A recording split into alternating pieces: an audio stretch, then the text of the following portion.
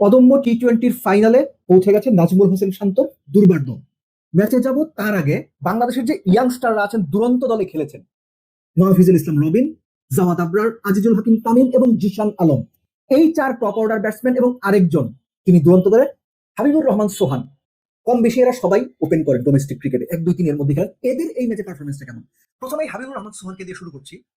17 বলে 39 রানের ব্লিস্টারিং একটা ইনিংস খেলেছেন এবং তিনি তার দ্বিতীয় যে ছক্কাটা মেরেছেন, 5টা ছক্কা মেরেছেন এর মধ্যে, এই 39-এর মধ্যে তিনি যে তার দ্বিতীয় ছক্কাটা মেরেছেন নাহিদ রানাকে এক্সট্রা কাভারের উপর দিয়ে, আপনি যদি দেখে না থাকেন সম্ভব হলে হাইলাইটসটা দেখবেন, আপনার চোখ লেগে থাকবে।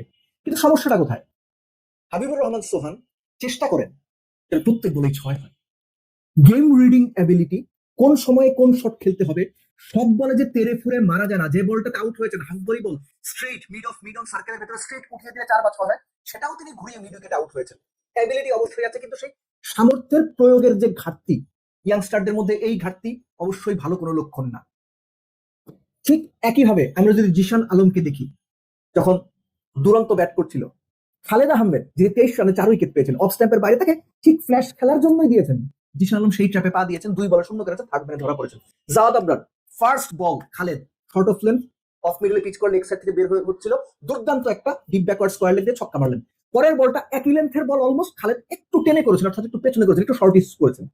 সেটা তিনি পিক আপ খেলবেন না আগের মতো খেলবেন, একটা মোটামুটি হাফ হার্টেড শট খেললেন, 2 বলে 6 করে আউট হয়ে গেলেন।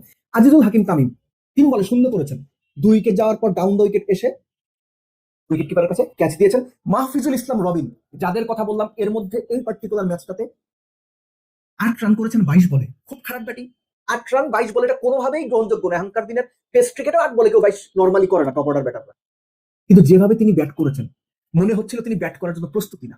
এই যে ইয়াংস্টারদের কথা আমরা চিন্তা করি, বলি এদের সামর্থ্য আছে, এরা বিভিন্ন সময় সেটা প্রমাণও করেছে, কিন্তু যখনই একটু বেটার স্টেজে তাদেরকে আমরা দেখি, যখনই একটু কম্পিটিটিভ বা সিনিয়র বা পটেনশিয়াল বেটার প্লেয়ার তাদের এগেইনস্টে খেলে, তারা যেন খেয়েই হারিয়ে ফেলে।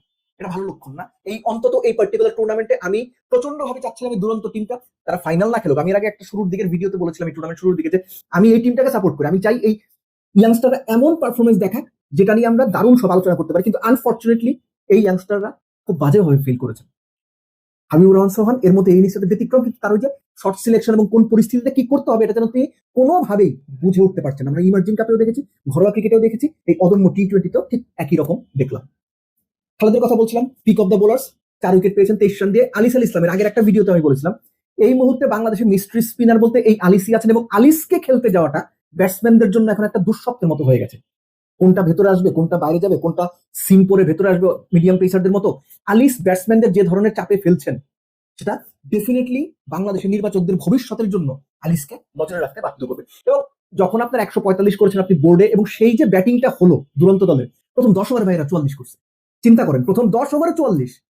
পরের যে 38 বল, এই সময়টাতে তারা 70 রান করেছে। আরিফুল, যাকে আমি পার্সোনালি খুব হাইলি রেট করি, 32 বলে 41 করেছেন, আরো ভালো করার সুযোগ ছিল। মেহরাব অহিন 23 বলে 36 করেছেন, সাকলাইন 9 বলে 18 করেছেন, আকবর কত 8 বলে বোধহয় 13 রান করেছেন। প্রথম 10 ওভারে 4 উইকেট হারিয়ে 44 করার পরেও তারা 145 পর্যন্ত গিয়েছে। সো যাদের নাম বললাম, অহিন, আরিফুল, আকবর এবং সাকলাইন, তাদের এই ক্রেডিটটুকু দিতে হবে। ব্যাটিং ওয়াইজ দুর্বার বেটার টিম।